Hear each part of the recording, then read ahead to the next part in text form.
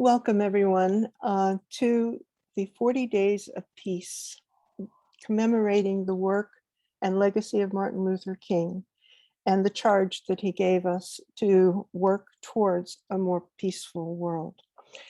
Today's presentation is Welcome to the Fractures That Divide Us. My name is Marilyn Harper, the Executive Director of the Charter for Compassion. And we are very honored to have with us today the CEO of the Pocket Project, Kosha Hübl. And Kosha is an extraordinary human being. We've been meeting for a number of months now in preparation to a course that will begin at the end of April. She'll be telling you a little bit about that at the end of the presentation. And she, besides being this extraordinary person that I mentioned, is running an incredible organization that is helping us understand the role that trauma plays in all of our lives and how it is that we can begin the process of healing. She works directly with Hübl, who will be joining us next week in a similar kind of event. And Kosha comes from South Africa, lived during the apartheid era, and also now lives in Findhorn in Scotland. So Kosha, I'm going to turn it over to you and welcome. Yeah, thank you so much, Marilyn, and welcome to everybody who's here with us today. It's wonderful to spend this time together and to speak about something that is very close to my heart. And yeah, also to be in this whole journey of commemorating Martin Luther King and the work he did to bridge the fractures that divide us. So the topic that we're looking today is healing the fractures that divide us, and more specifically, transforming the impact of individual, ancestral, and collective trauma. And specifically, I would love to share with you more about the work of the Pocket Project, which looks at building pockets of healing to embrace pockets of pain or pockets of trauma in the world in such a way that these can melt and come home. Yeah, and if we look, maybe even to start, we could all just take a moment to move inside, because those fractures that run through our world in a certain way have a reflection within our bodies, inside. So let's just close our eyes for a moment and maybe arrive more deeply in the space, in our bodies, with each other.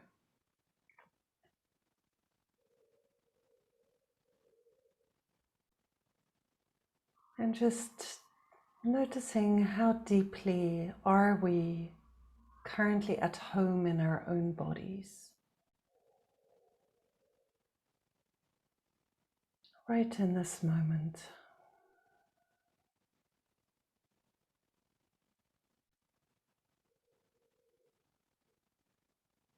Maybe we can find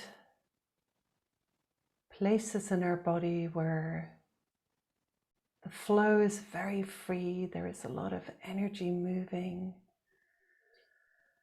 And there might also be places of tension or contraction. And let's see whether we can embrace both within our compassionate awareness. And as we take time to look into these wondersome instruments that are our bodies, we could just for a moment reflect on the depth of what we are sitting in. The lines that go back through our ancestral lines into the very history of humankind.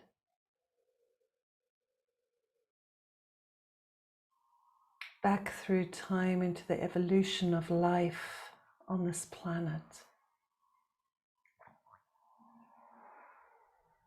And all of those hundreds of thousands of years of history are reflected in our cells, our DNA, the incredible intelligence of the nervous system.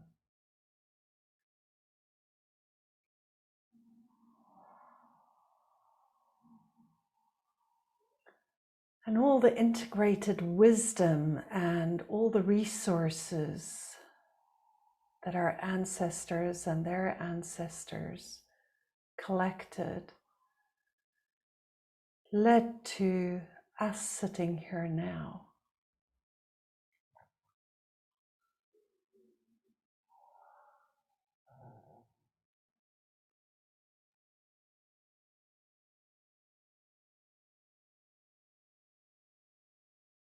Maybe we can even just give a moment of thanks for all this accumulated intricacy, complexity, and wisdom that is here.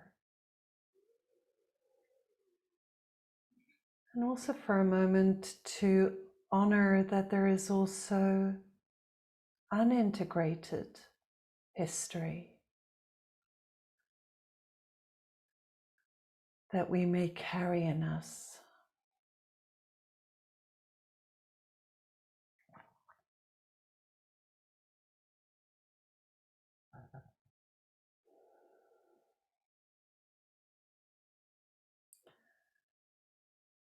And that there is a lot waiting to be discovered and integrated.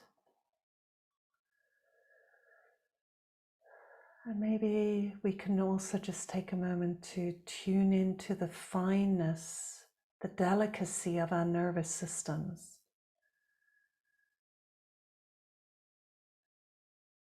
Which are able to process our life experience, respond like fine-tuned instruments.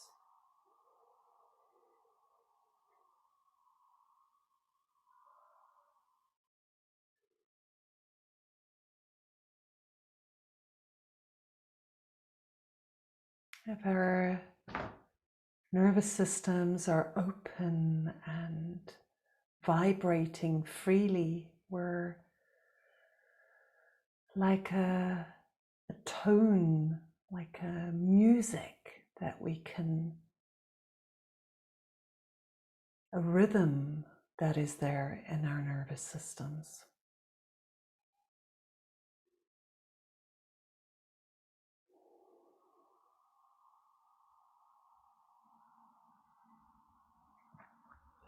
And even though on this call we can't all see each other, and maybe we can just take a moment to allow our nervous systems to actually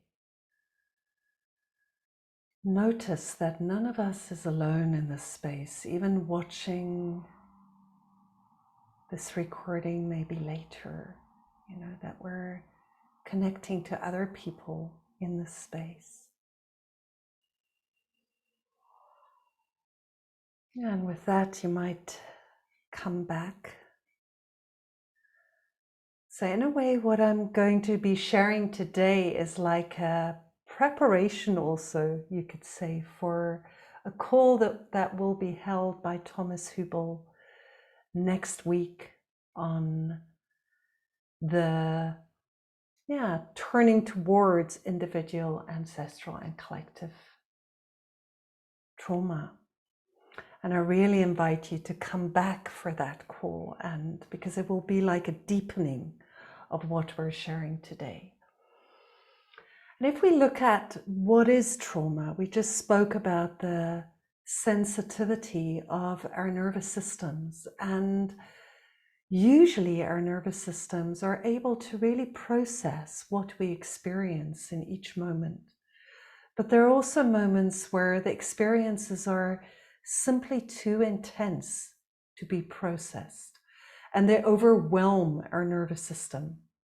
in such a way that the intelligence of our nervous system is that it can encapsulate the experience. Instead of allowing the full experience to run through the nervous system and ground itself, which it's not able to do in that moment, or to co-regulate the experience with others, which for some reason might not be possible in that moment, the nervous system allows that experience to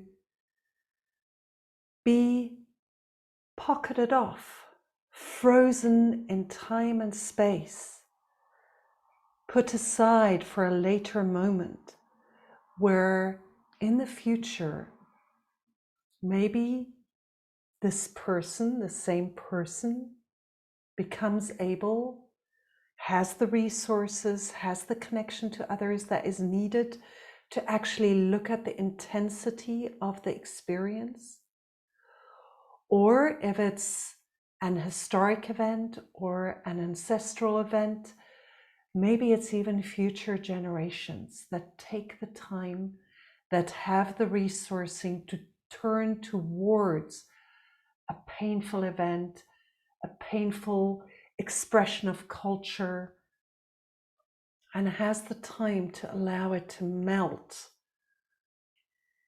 in the now and slowly be acknowledged, be seen, be reflected upon, be digested, be integrated.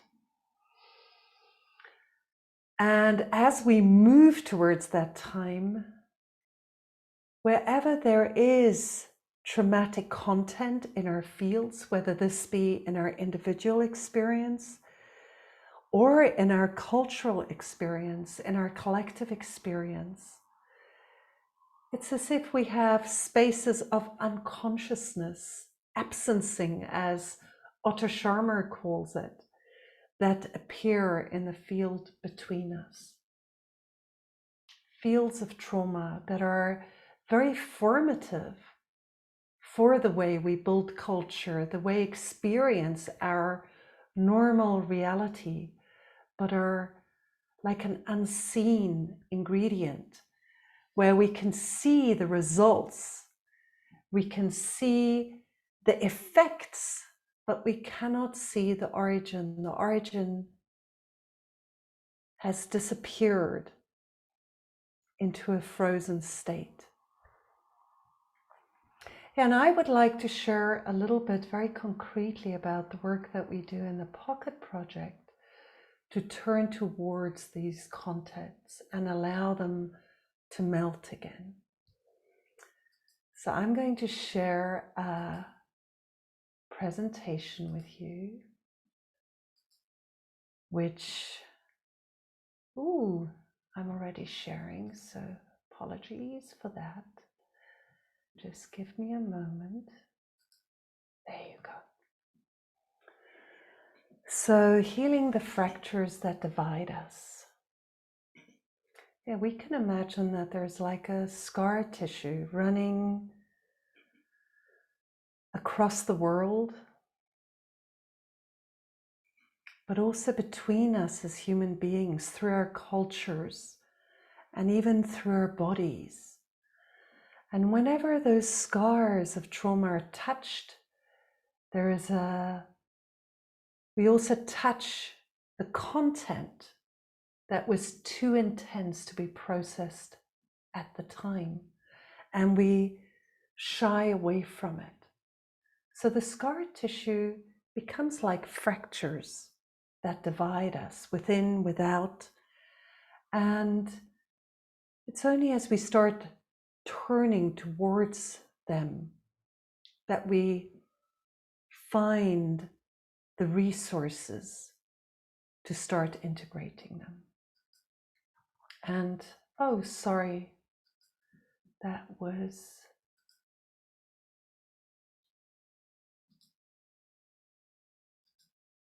technology. I just need to go back.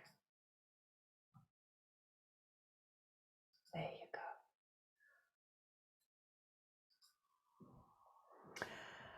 So I just want to say a few words about the Pocket Project. It was founded in 1927 by Thomas Hübl, who's a teacher who explores the mystic traditions of the world and combines the wisdom of the traditions of mysticism with the findings of new science and builds bridges between the two. And he has really developed the methodology of collective trauma integration, not from a pre-planned process, but really working with large groups of people, starting off in Europe especially, and being from Austria himself and working in Europe, but also being married to his wife, Yehudit Sasportas, who's a world-renowned artist from Israel. It was natural that there was work done looking at the fractures between the German field and the Jewish field. So naturally that led towards the unintegrated pain of the Holocaust and the Second World War. And it was really from the work with the big groups and seeing the energy that was held in the collective field that Thomas started developing the collective trauma integration process. And also Thomas and Yehudit together set up the Pocket Project, which has now been growing since a few years quite rapidly, and we'll see a bit more about that. And we're also very delighted to have this partnership growing between the Charter for Compassion and the Pocket Project. And it seems like our work is so closely aligned because, as Thomas would say, you know, love doesn't take, it's not the love that happens in the easy places, you know, where it's easy to love that transforms our world. It's the love that opens up where it's hard to love, where it feels difficult, where it takes a moment of real deepening of presence and relating until that heart can open. And that's what happens when we reach those edges of trauma in ourselves, when we meet them in others, when we meet them in the world. So it really brings together the trauma awareness and the deepest compassion we are able for. That is what comprises the work of the Pocket Project, and I believe also the work of the Charter for Compassion. So it's really a partnership that is naturally emerging from our work.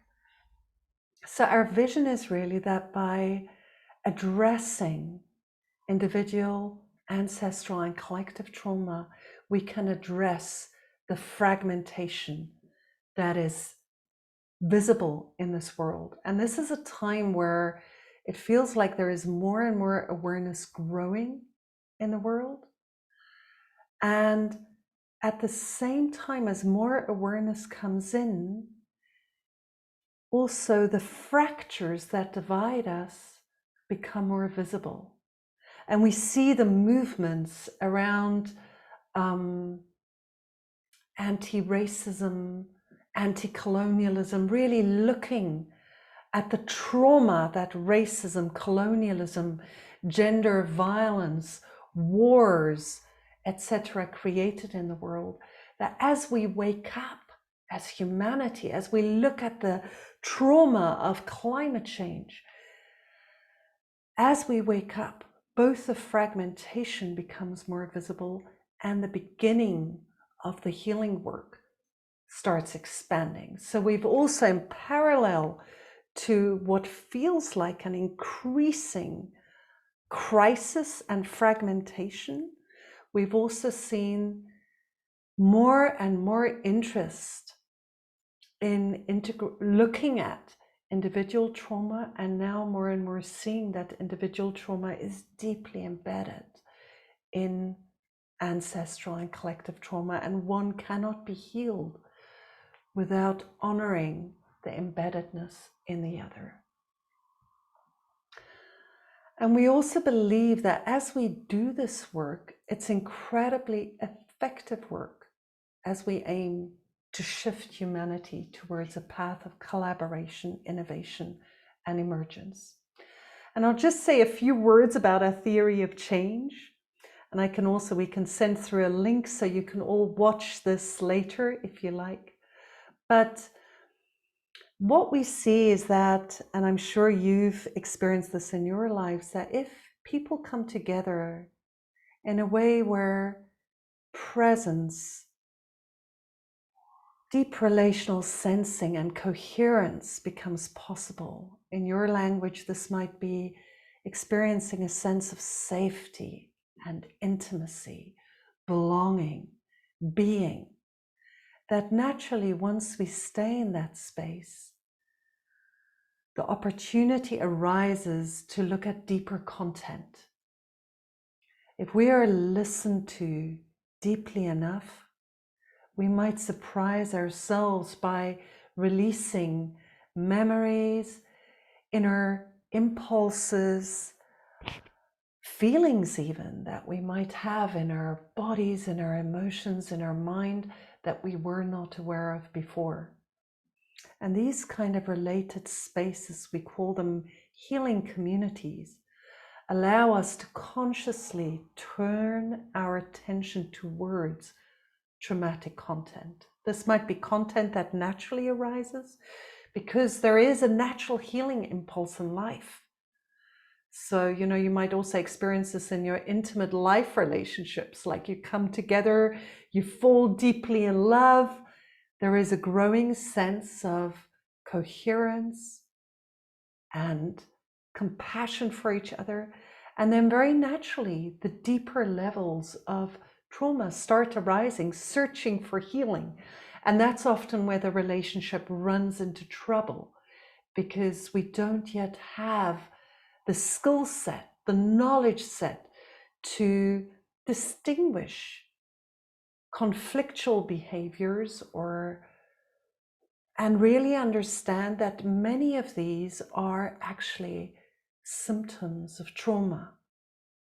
Once we can really read the field and the nervous system of other people better, we might understand, oh, what is being expressed here by this person, by this community, is actually an expression of trauma. And it's that big shift from the question of what is wrong with you to, oh, what happened to you? What is happening right now? What is asking to be addressed? And once we can make that shift in our awareness, we start becoming more able to turn towards the painful content that might want to be acknowledged. So it needs a certain level of witnessing presence, of hosting capacity of a group to actually start even melting small pieces of intense trauma. Like if we turn towards a topic like racism, where the pain is so deep and so intense, we cannot look it straight in the eye. If we look at the intensity of gender violence, at the intensity of genocide, these are not events that can be faced. Our nervous systems and life itself is incredibly intelligent to turn our awareness off in the intensity of these experiences. And as we start turning towards them, we might only be able to digest small chunks at a time, integrate small chunks at a time. And only once we can do that, then restoration and reparation of the transgressions of what we would call sacred law, the law of life, that says that every person has the right to be, the right to belong, the right to become. We have no right to transgress, disrespect someone else's life as human beings. So once divine law is transgressed, this reparation needs a full process of actually facing what happened in that moment. Yeah, so as we start working on this, and it's a long time process, you know, as humanity, we've not been able to integrate collective trauma for a very long time. Even though there has been a lot of knowledge around this, we believe, in many cultures around the world. This might be indigenous wisdom around how to integrate collective pain. You know, the knowledge, for instance, in Africa, that I am because you are, Ubuntu. We can only integrate this kind of intensity of pain together. None of us can do it alone. But still, we have layered trauma over a long time, and the fractures that run through the world have become deep. So it takes a lot of attention now to turn towards. Yeah, and how we work concretely is that we start by inspiring people, you know, just informing people about the global impact of collective trauma. You know, it's still a new term, even though more and more information about collective trauma has been spreading very quickly. We've run, in partnership with the Pocket Project and Thomas Hübl as initiator and the Inner Science Company in the US, we've run 3 collective trauma online summits over the past 3 years, and we've had more than 250,000 participants. So we just see that it's growing really fast in our, the interest is growing really fast. And also through our website, which you're very welcome to visit, pocketproject.org. Yeah, we see that more and more information can be shared very quickly.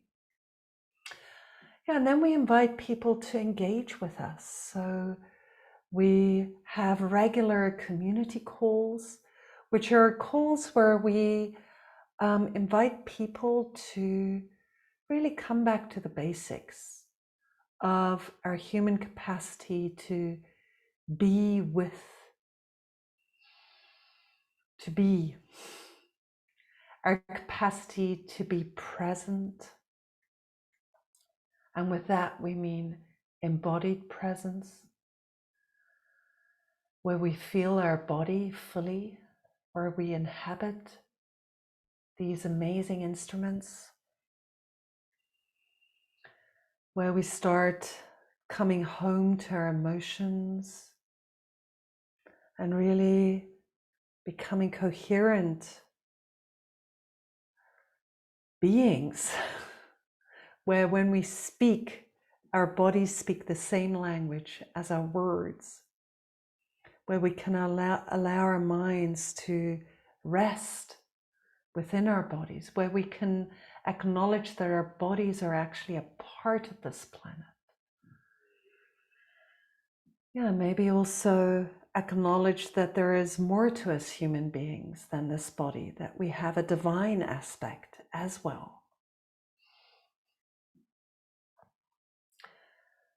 And from there also really fine-tune our capacity for self-regulation, noticing when we are overwhelmed, when we are triggered in our places of trauma, and become able more and more to come back to our full grounding. How to resource ourselves, how to titrate. As we move through the world, we will come to situations where we touch on more intense content, and then moments where we can relax more. And can we learn a way of titrating that? So meeting intense content in little chunks at a time, and then come back learning to know what resources me, what resourced my ancestors. You know, what resources do I have in my culture? Do I go out for a walk in nature when I'm stressed? You know, who do I connect to? Who can I relate to? Yeah, maybe most of all, learn to evolve and fine-tune our capacities for relating. Re-own our capacity that actually as a human being, my nervous system can feel your nervous system. We resonate with each other. And we see this in what we call neuroception. You know, as mothers speak to their babies, neuroscientists have found that the nervous systems naturally go into resonance. They actually develop a rhythm that resonates with each other. And even before language is spoken both ways, the baby language, the rhythm that mother and baby use, creates a sense of resonance that flows between mother and child. And we see the same thing happening naturally as a nurse speaks to a patient, or somebody who cares speaks to somebody who's very, very ill. There is a natural attunement that we become able to. And this capacity is something that we can practice and evolve. We can use it in group settings to start feeling the group more consciously, resonating with each other in a group setting.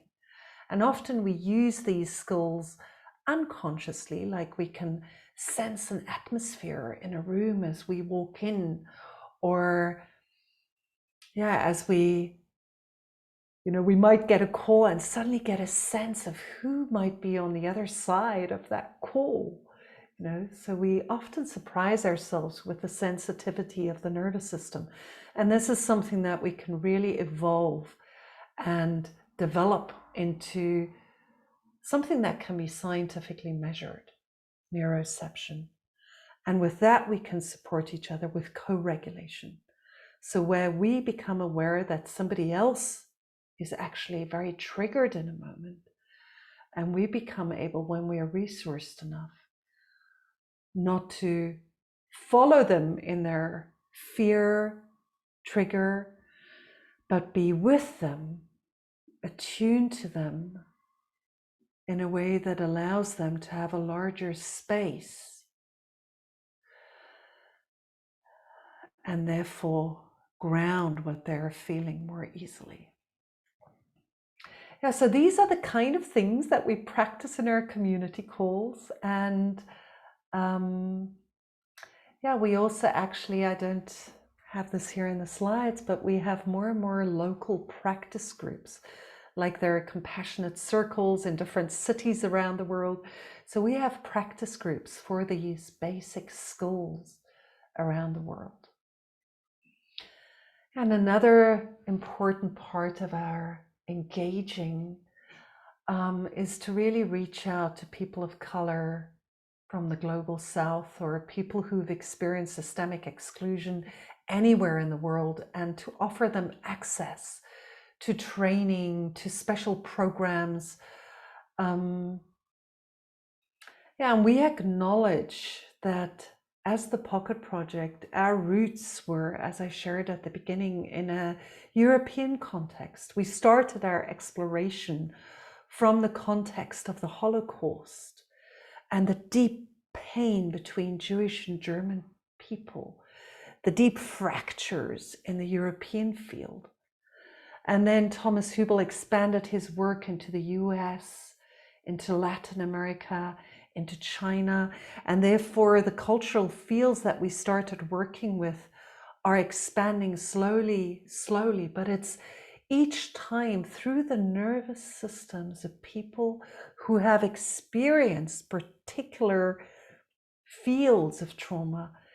The nervous system of the Pocket Project in a way grows, and we receive more information about what has happened through the world, through the people that join our networks. So each person that adds their presence from another country, another place in the world adds incredibly precious information. And from that, we move towards the witnessing aspect of our work. So inspiring, sharing the knowledge, starting engaging people. And with that, we have a basis from which we turn our eyes towards witnessing the world. And we often say that true witnessing happens when we open the eyes that are all over our bodies. So witnessing doesn't just happen here, it's a full embodied experience.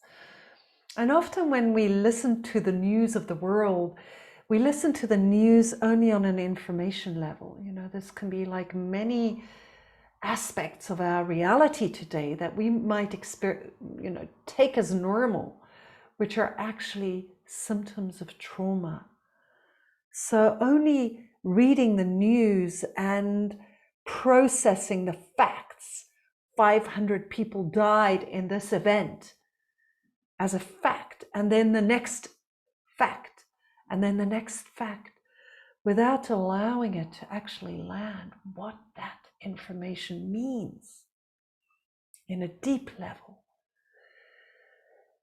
It sends back a different message into the world. So what we're doing is we're allowing information from the world events to land more deeply in shared spaces, in community spaces, so that a whole group is able to feel, gain an embodied awareness of something that has happened. And even more important than, being able to fully presence the pain of something that has happened might be to notice our absence to it, where we're not able to feel the full intensity. That edge of awareness is the fruitful place for our witnessing capacity to play, and that's where the titration comes in. And we might have glimpses of the full intensity and then need to resource ourselves. But even as we stay healthy on that edge, each of us, our heart starts sending back a message that is embedded in embodied compassion, where there's real feeling, real partnership, real solidarity coming online. And from that, we may step into global action from a very different place. So I'll just give one example. We were very deeply connected to one of our friends, a professor in Kabul, when the whole crisis started happening in Afghanistan. And we accompanied her through the intensity of the change in Kabul, where she lost her work. She couldn't connect to her students at Kabul University anymore. She suddenly had to wear a burqa.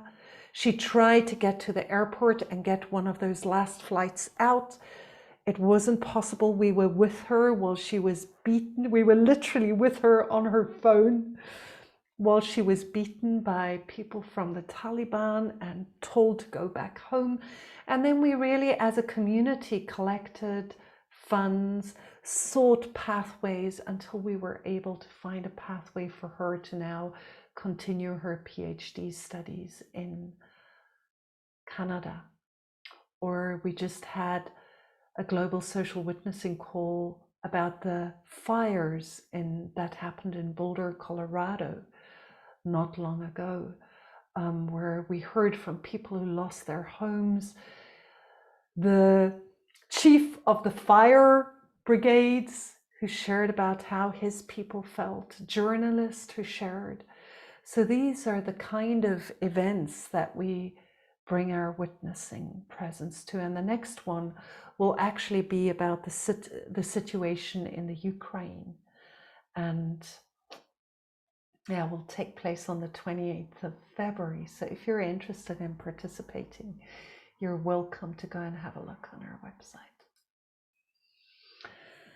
Yeah, and from these global social witnessing events, we started a process actually in 2020 to 2021, which we called the International Labs, where we built 23 circles of people that convened circles that addressed collective trauma in particular geographic or thematic areas, like the collective trauma of the historic and collective trauma in Argentina or Mexico or Bangladesh, or the collective trauma of gender-based violence, collective trauma and climate change, collective trauma and colonialism in Africa.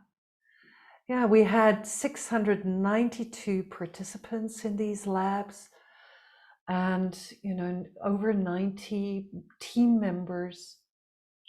And we really saw how in areas where we'd already started working on areas of collective trauma, for instance, there was a lab looking at genocide, which had equal numbers of German people, Israeli people, and Palestinian people come together, that in places where the work had already been started, more depth was possible, a deeper accessing of the traumatic content.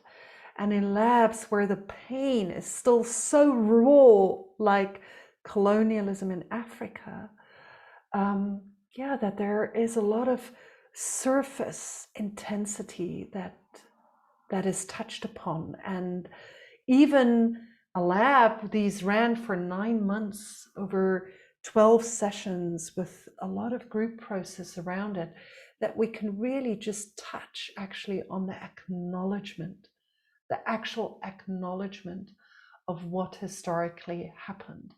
And the whole process of integration and restoration needs a long time. So we did a lot of research, and this is just a little bit about the, how we do this. So as we start meeting the trauma, we really explore the historical background also. We also immediately meet that edge of protection and denial around the trauma, and which is very intense. So looking at, well, how has this actually impacted and conditioned me individually? How has it impacted my culture, my society, and the way I was conditioned in my educational system? How has it impacted my ancestors? What are the voices that I feel coming from there? And only from there, and as I said before, as we touch in on the original transgression of law and acknowledge that, the melting of the ice can start, and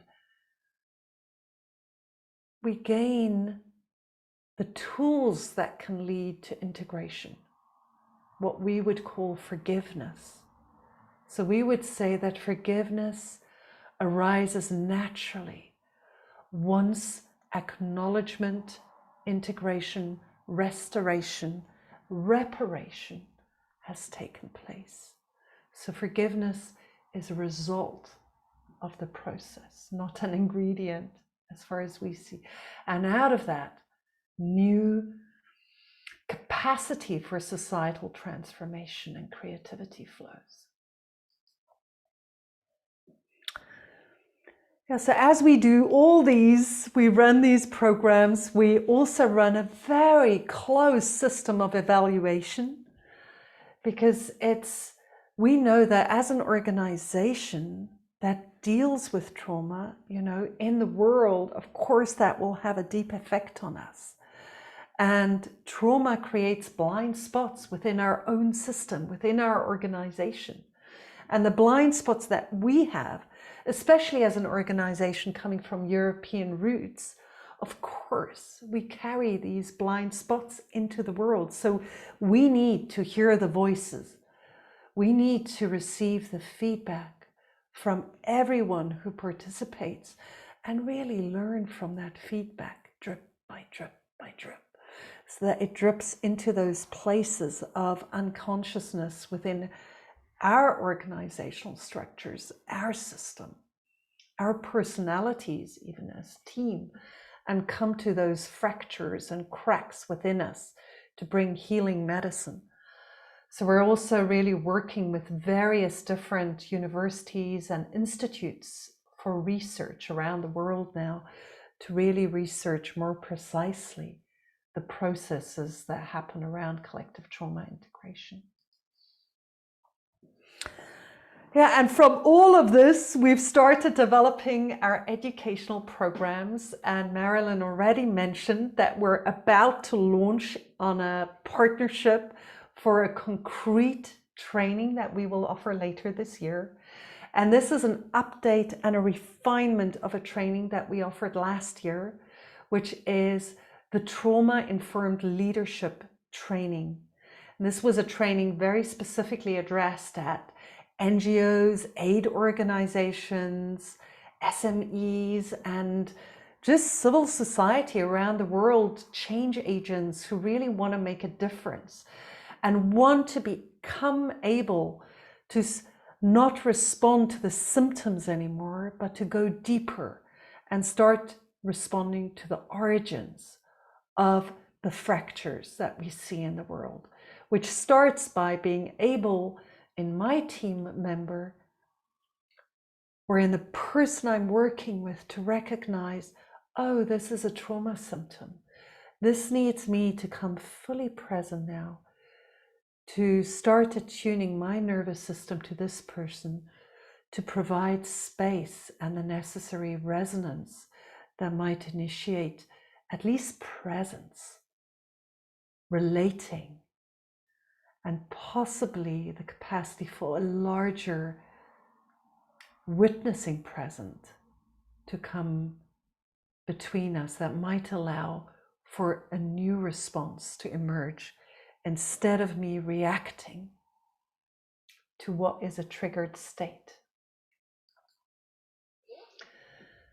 Yeah, and we bring this, so running this collective trauma integration, we also bring it to the beginnings of consultancy for organizations. How can we bring trauma-informed healing architectures to the organizations, the communities, the companies that we are a part of, where basic knowledge about individual, ancestral, and collective trauma becomes a natural ingredient of how we structure our work. And we lift it out of that unconscious field. So we started last year by doing first collective trauma integration events through the Pocket Project. I just want to mention two here, like two very different ones. We did one for the community of Findhorn, which is a community of, the wider community is between 500 and 1,000 people now living around the community of Findhorn here in Scotland. And there was actually some arson attacks here in the last summer that hit some of the most key elements of the community center, and the place that the community used to gather to meditate or to pray together regularly. So those were burnt down, and it was just a deep pain. And yeah, to address that consciously as a community and support the community through a process around that. And we start the same. This is in partnership with the Center for Violence Prevention, linked to the University of Colorado and also Naropa University. We started a whole process. This was the beginning of an ongoing process of collective trauma integration for the state of Colorado. So starting to bring trauma-informed knowledge and starting to honor the grief of the past that led to, Colorado has a very painful history of shootings, school shootings in past years now exacerbated by the fires that happened. But of course, this lies on much deeper roots that go back into racialized trauma, into genocide of Native American communities. So yeah, just starting to touch on that work. And also we bring our work to events like COP26, which is the UN climate conference that takes place every year, where 20,000, more than 20,000 delegates meet and met last year in Glasgow in Scotland, to all the leaders of the world, of the governments met, yeah, to try and bring change in the radicalness of humanity destroying our own life support systems on our planet, destroying the life of future generations. And you know, this has been the 26th conference, which already shows how hard it is for us as humanity to address the fractures, the pain, and to actually implement solutions. So looking at how does collective trauma lead to the burnout and the apathy that we see in response to climate change? How can trauma-informed leadership allow for more effective climate change action? And how can global social witnessing become a collective tool that allows us to relate to climate change? So we held global social witnessing events within the conference where people from communities on the edge that actually experience the most intense climate change events. We had representatives of the negotiating bodies from Nigeria and Nepal, for instance, there, crying because they couldn't find a place in the official negotiations to actually speak to the emotional, to the real impact of watching the communities in their homes be impacted by the spread of the Sahara or the recurring floods and storms and fires that they experience. So bringing those kind of spaces. Yeah, and from that, of course, we don't do this work alone. We collaborate with like-minded organizations. And I just want to say, you know, yeah, the gratitude also for this, that there is so many of us around the world, all of you present here today, and many more that are doing this kind of work in the world. And yeah, all of us do it together. So if everybody looks through broken glass, then together we look at a world that looks broken. But when I notice my crack in my window, and you notice yours, and we start healing our cracks together,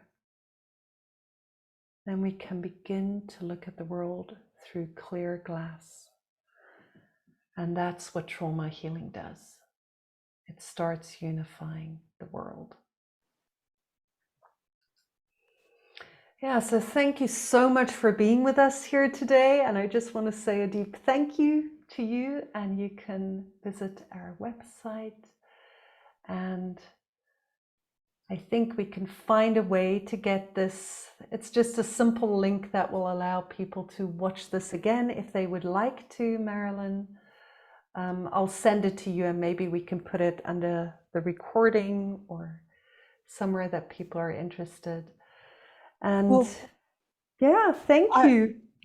I was going to say, you have a message here, a couple messages that one, you have a beautiful voice, and therefore people really come to it with a good deal of listening and pleasure, and that it was a beautiful presentation. And someone is mentioning, Catherine, that she would love to see it again. So here's the thing. You will definitely be able to see it again. You'll receive, for everyone who's registered, the link that will allow you to just go to our YouTube channel and see this presentation. For people who know other people who might want to see this, we are rerunning this at 11 o'clock Pacific time today. So there'll be another opportunity to see it as well. And Kosha will be sending us some links that we will incorporate in the information that we'll get out to you. So that you'll have that at your beck and call. We already have up on our website, on our Compassion Education Institute, the information about the course that will be coming up. So we'll send you that link as well, so that you can consider how it is that you might want to participate in that course and share it with others. We are really grateful to Kosha for all of the ideas, the thought, the energy, the commitment that she has given to working with the charter, and I hope that we're doing our share as well. This is a wonderful partnership, and we are so grateful for it. And we're so grateful that you were able to be with us today. I've put in the chat box the link to Thomas's talk and time. And you can just take that link and click on it now and register if you have that time open. And again, his presentation will also be recorded. So if you can't make it, but you really want to hear it, please register, because we'll make certain that you get a link to the recording. Thank you so much, Kosha. It's been wonderful. Such a pleasure. And yeah, I hope you get to see Thomas's presentation next week, and also come back to us. There'll be an open call in April in partnership together, where we will introduce the topic of trauma-informed leadership. And then over the summer, there'll be an amazing course bringing together communities, organizations from around the world who really want to bring this knowledge home. Thank you. Thank you, everyone, and have a good day or evening.